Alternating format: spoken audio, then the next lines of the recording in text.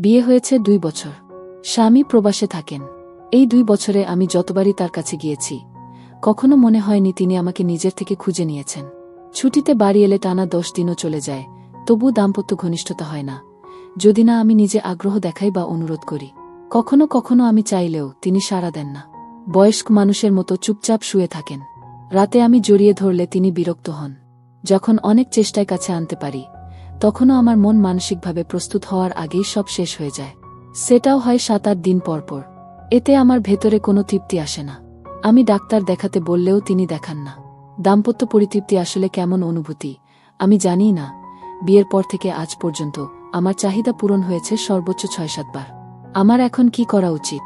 আমাদের একটি সন্তান আছে। আমি পর্দাশীল ও রক্ষণশীল পরিবারে বড় হয়েছি।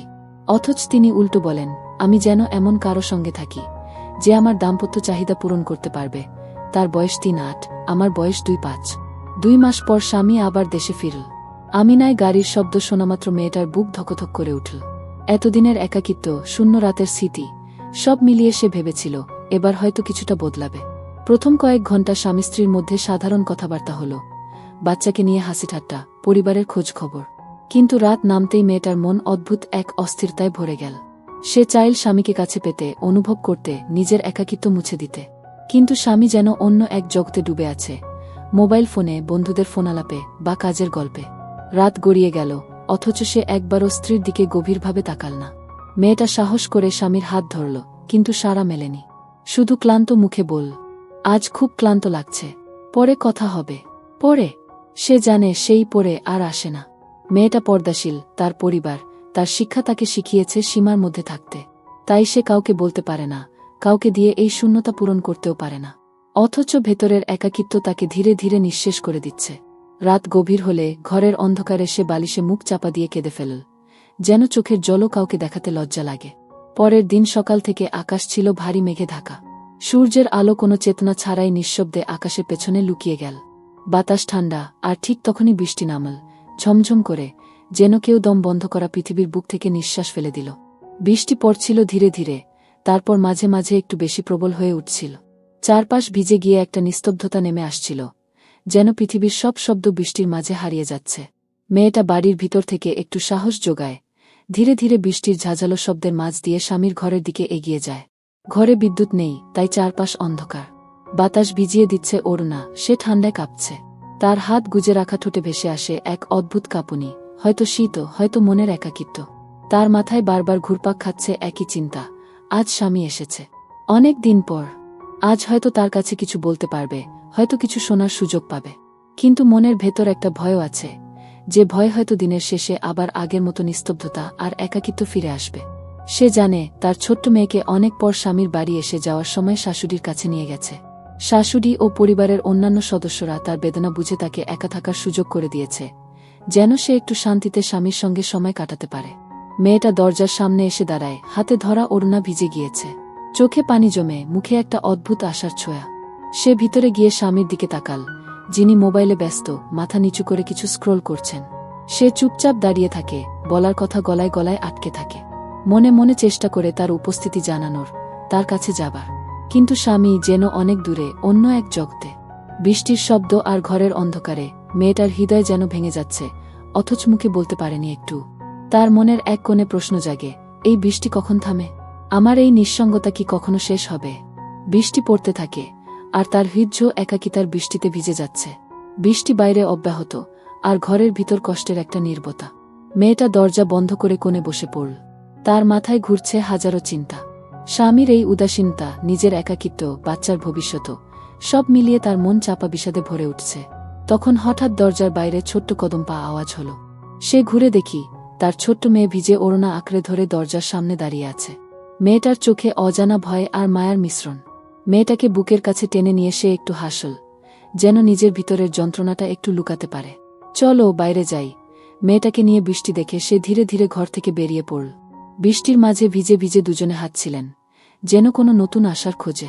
বাড়িতে স্বামী ছিল নিজের মোবাইলে ব্যস্ত, কিন্তু মেয়ের সাথে কিছুক্ষণ কাটিয়ে তার মন কিছুটা হলেও শান্ত হল। সে জানত এই ছোট ছোট মুহূর্তগুলোই তার একাকিত্বের হাত থেকে মুক্তির একান্ত সুযোগ। তবে তার মনে আশঙ্কা ছিল, আবার কি স্বামী আবার তার কাছে ফিরবে, তার চাহিদা পূরণ করবে? নাকি আবার আগের মতো দূরে সরে যাবে। বৃষ্টি থামল ধীরে ধীরে, কিন্তু মেয়েটার মন ভালো লাগা আর স্বামীর প্রতি অনিশ্চয়তা যেন ঝড়ের মতো বজ্রপাত করে যেতে থাকে। বৃষ্টি থামার পরেও আকাশ মেঘলা, একটা অদ্ভুত চাপা আবহাওয়া ঘিরে ধরেছিল চারপাশকে। ঘর ভেতরে অন্ধকার, বাতাসে একটা টানটান উত্তেজনা ছিল যেন। মেয়েটা তখন একা বসেছিল তার ঘরের কোণে, মাথায় ঘুরছিল নানা চিন্তা। হঠাৎ দরজার বাইরে থেকে কিছু আওয়াজ এলো, একটা জোরালো ঠকঠক। মেয়েটার হৃদয় দ্রুত ধুকপুক করতে লাগল। সে কেঁপে উঠল, কিন্তু দরজা খুলতে বাধ্য হল। দরজার পাশে দাঁড়িয়েছিল তার স্বামী, হাতে একটা ছোট্ট প্যাকেট। মুখে অজানা এক ভাব, চোখে ছিল কঠিন একটা দ্বিধতা। আমি এসেছি, সে বলল। তোমার জন্য। মেয়েটার মন এক রকম ভাসতে লাগল, আশার একটা ঝলক, কিন্তু সাথে লুকানো ভয় আর সন্দেহ ছিল। সে জানত স্বামীর মন এখনও তার কাছ থেকে দূরে, কিন্তু এই মুহূর্তে এই ছোট্ট অঙ্গীকার যেন নতুন একটা শুরু হতে পারে। প্যাকেটটা খুলে মেয়েটা পেল একটা ছোট্ট চিঠি, যাতে লেখা ছিল, আমি বুঝতে পেরেছি ভুল করেছিলাম, এবার থেকে চেষ্টা করব। এই ছোট্ট মুহূর্তটা যেন মেয়েটার জীবনের সেই অন্ধকার রাতের মধ্যে এক ঝলকানো আলো। কিন্তু কিভাবে এই নতুন আশা টিকে থাকবে, সময়ই বলে দেবে। রাত গভীর হল, ঘরের প্রতিটি কোণায় নিস্তব্ধতা নেমে এসেছে, কিন্তু মেয়েটার মনের মধ্যে ঝড়ো আবেগের উল্লাস থামছিল না। সে স্বামীর দিকে তাকিয়েছিল, যার চোখ আজও এক প্রকার ঝিমিয়েছিল, বোধহয় শরীর ক্লান্ত বা মন কোথাও বিচ্ছিন্ন। সে বুঝতে পারছিল এই শরীর আর মন তার থেকে দূরে। শারীরিক উপস্থিতি থাকলেও অভ্যন্তরে ছিল এক ধরনের শূন্যতা, যা পূরণ করার ক্ষমতা নেই। মেয়েটার মনে একটা অদ্ভুত ব্যথা জাগল, যেটা আগে কখনো এত তীব্র হয়নি। সে স্মরণ করল বিয়ের শুরুতে কত আশা ছিল, স্বপ্ন ছিল, যে স্বপ্নগুলো আজ যেন অন্ধকারে হারিয়ে যাচ্ছে। বয়সের ফারাক, দূরত্বের মধ্যে থাকা অবজ্ঞা ও অবহেলা, এসব মিলিয়ে তার জীবন এখন যেন এক শীতল জায়গায় পরিণত হয়েছে, যেখানে সে একা হেঁটে চলেছে। সে হাত বাড়ালো, স্বামীর গায়ে স্পর্শ করতে চাইল, কিন্তু তার স্পর্শ ফেরত এলো শূন্যতা। স্বামী অস্বস্তি প্রকাশ করল, যেন তার শরীর তার নিয়ন্ত্রণেই নেই। আমি চাই তুমি সুখী হও, স্বামী ফিসফিস করে বলল, কিন্তু মেয়েটার হৃদয় ভেঙে গেল। এই কথাগুলো যেন ছিল এক ধরনের তিক্ত ব্যর্থতার স্বীকারোক্তি। মেয়েটা তখন বুঝতে পারল, শুধু ভালোবাসা আর ইচ্ছার কথা দিয়ে তার এই একাকিত্ব, তার অবহেলা আর শারীরিক দূরত্ব কখনো পূরণ হবে না। তার মন চেয়েছিল সত্যিকারের স্পর্শ, সত্যিকারের উপস্থিতি, কিন্তু সেটা তার জীবনে আজ নেই। তাকে এখন একলা থাকার প্রস্তুতি নিতে হবে, নিজের জন্য লড়াই করতে হবে। বৃষ্টির মতো নিঃসঙ্গতার মধ্যেও যেন সে একটা নতুন শক্তি খুঁজে পেতে শুরু করল। ঘরটা এখন এক গভীর নীরবতার মাঝে ডুবে আছে। সময় যেন থেমে গেছে। মেয়েটার মনে মিশ্র অনুভূতির ভেলা তলিয়ে চলেছে, আশা, দুঃখ, অবসাদ আর একেবারে নির্ভয় একাকিত্ব। তার স্বামীর বিদেশ যাত্রার দিন ধীরে ধীরে কাছে এসে পৌঁছাল। সকালে সূর্য ম্লান আলো ছড়িয়ে দিচ্ছিল, ঠিক যেন মেয়েটার মনের ভাবের প্রতিফলন। সকাল থেকে ঘরের মধ্যে একটা অদ্ভুত চাপা ভাব কাজ করছিল। স্বামী ব্যাগ গুছাচ্ছিল, কিন্তু তার চোখে এক ধরনের দুর্বলতা আর মনোমালিন্য স্পষ্ট ছিল। মেয়েটার হৃদয় ভারাক্রান্ত হল, মনে হল এই বিদায় হয়তো দীর্ঘতম হবে। সে চুপ করে স্বামীর কাজ দেখছিল, মুখে একটাই কথা, ফিরে আসো ভালো করে, কিন্তু শব্দগুলো ছিল অবুঝ, যেন কারো কাছ থেকে বলে দিচ্ছে অন্য কোনো অদ্ভুত এক ফাঁকা। স্বামী ঢুকল, তার হাতে ছিল পাসপোর্ট আর টিকিট। মেয়েটা হাত বাড়ালেও তার ছোঁয়া যেন দূরের কোনো দূরত্বে আটকে গেল। স্বামী ধীরে ধীরে বিদায়ের জন্য প্রস্তুত হচ্ছিল, কিন্তু মুখে কোনো কথা বের হয়নি। আমি যাব, স্বামী কণ্ঠে গভীর অবসাদ। আর ফিরে আসব, চেষ্টা করব। মেয়েটার চোখ ভিজে উঠল। সে জানত এই চেষ্টা যেন এক অজানা যুদ্ধের নাম, যেখানে বিজয় বা পরাজয়ের কোনো নিশ্চয়তা নেই। বিদেশের উদ্দেশ্যে যাওয়ার জন্য স্বামী ধীরে ধীরে দরজা খুলল। পেছনে ফিরে তাকিয়ে সে একটা অদ্ভুত দুঃখজনক হাসি দিল। মেয়েটা চেয়েছিল তাকে থামাতে, কিন্তু সে জানত থামানোর কোনো উপায় নেই। ঘরের ভিতর মেয়েটার চোখে তখন এক অদ্ভুত শূন্যতা ভেসে উঠল, একটা যন্ত্রণা যা হয়তো শুধু সময়ের স্রোতই ভুলিয়ে দিতে পারবে। স্বামীর বিদেশ যাত্রার পর থেকে ঘরের বাতাস যেন আরও ভারী হয়ে উঠল। মেয়েটার মনে একটা ফাঁকা ভাব বাসা বাঁধল, যা তার সঙ্গী হচ্ছিল একাকিত্ব আর নীরবতা। তার পাশেই ছিল দেবর, শাশুড়ির ছোট ছেলে, যার চোখে মাঝে মাঝে যেন অদ্ভুত একটা উষ্ণতা ঝলকাচ্ছে।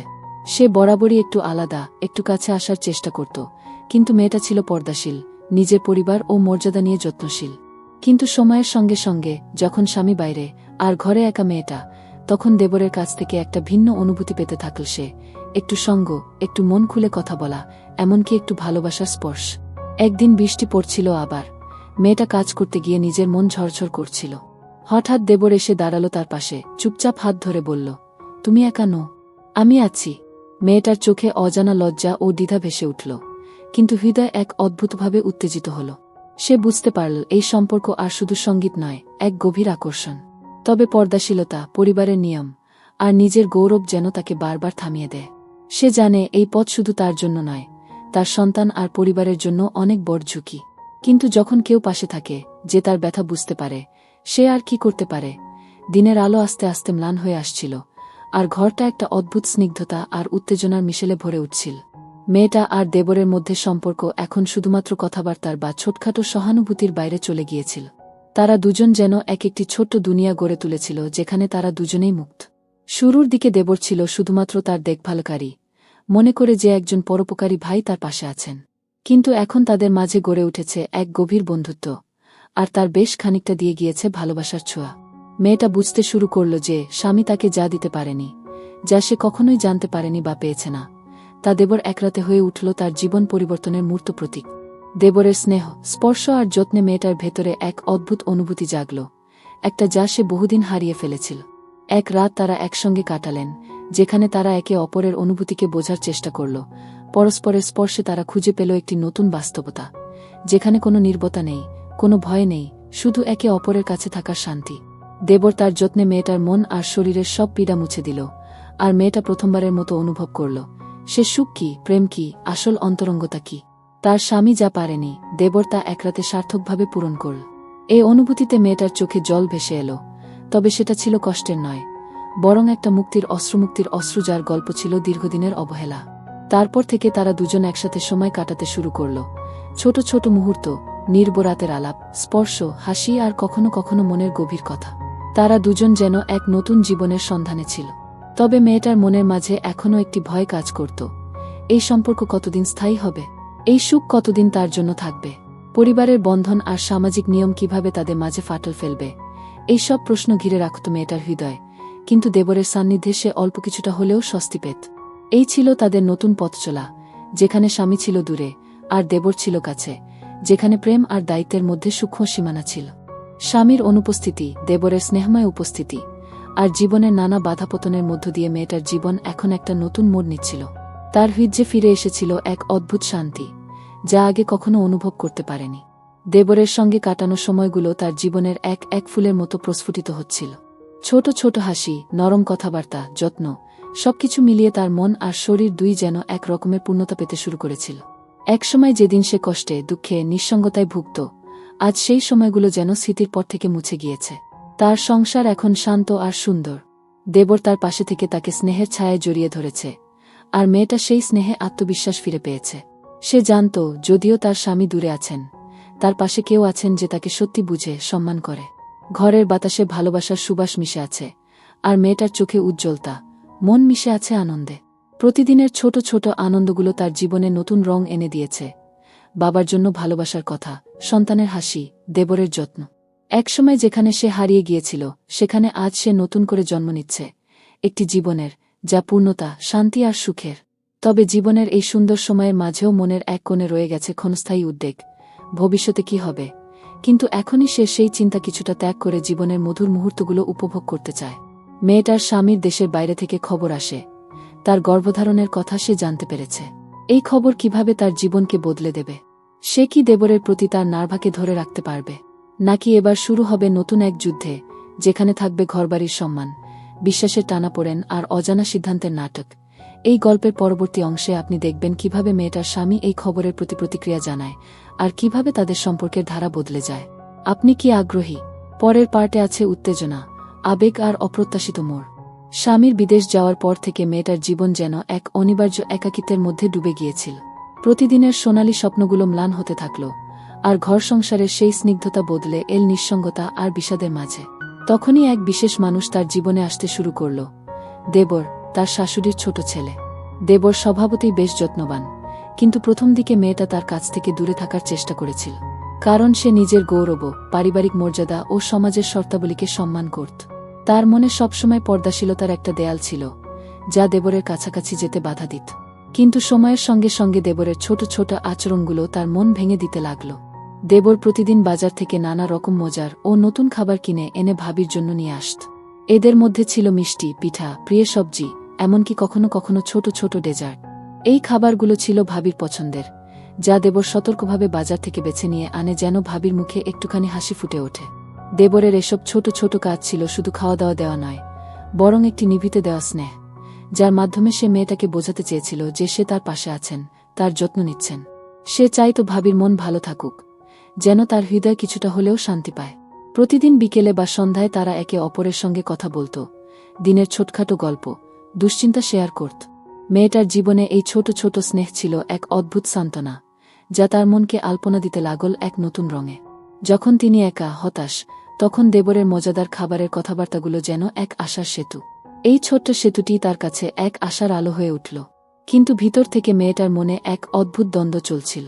একদিকে সে দেবরের এই যত্ন, স্নেহ ও কথা শুনে এক মায়াময় সম্পর্ক অনুভব করত, অন্যদিকে সমাজ, পরিবার আর নিজের মূল্যবোধের ভয়ে সে বারবার নিজেকে থামাতে চেয়েছিল। তার মনে প্রশ্ন উঠত, আমি কি ঠিক পথে আছি? এই সম্পর্ক কি আমার ও আমার সন্তানের জন্য ঠিক? মেয়েটা বুঝতে পারত এই প্রেম বা স্নেহের ছোঁয়া তরা জীবনে একটা বিপ্লব ঘটাচ্ছে, কিন্তু সেটা তো একদিকে ছিল নিষিদ্ধ, অন্যদিকে ছিল তার সুরক্ষার প্রহরী। সে যখন দেবরের কাছ থেকে খাবার নিয়ে হাসত, তখন নিজের চোখের কোণায় লুকানো অশ্রু বুঝত, এই হাসি এক অদ্ভুত কষ্টের মুখোশ। একদিন দেবর হাতে ফুল আর পছন্দের খাবার নিয়ে এসে বলল, তোমার জন্য, যেন কিছুটা খুশি ফিরে আসে। মেয়েটার চোখ অঝোর ধারায় জল ঝরল। সে জানত এই ছোট ছোট মুহূর্তগুলো তার জীবনের একমাত্র সান্ত্বনা, একমাত্র শান্তি।